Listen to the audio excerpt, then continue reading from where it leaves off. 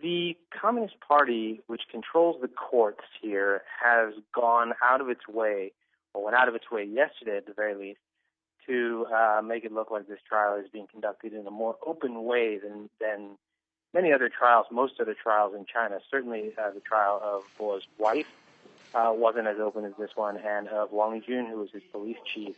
The main conduit through which they've been open has been their microblogging site, their Weibo site, which is the Chinese equivalent of a Twitter account, basically.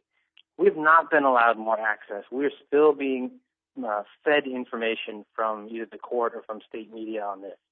The previous cases, they let out less details of what exactly happened in the court.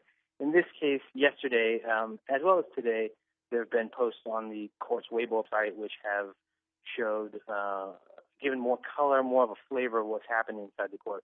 But again, we don't have any access. There are no foreign journalists allowed in. We applied to get in. We haven't been allowed in. The outside of the court is cordoned off. Cars aren't allowed down there. There's a press area directly across from the main gate of the court where journalists can stand and photograph cars going in and coming out, but we have no access to the court. China Central Television, which is China's state broadcaster, said yesterday that the trial would last 2 days and that the sentencing would be in mid-September. The outcome of the trial, that is Bo Xilai being put in jail, is a foregone conclusion, according to political scientists, political watchers who've been following the trial and who know how things work inside the Communist Party. The big question, though, I guess, is how long of a sentence he will get, and whether or not he is ultimately convicted on all three counts, all three charges against him.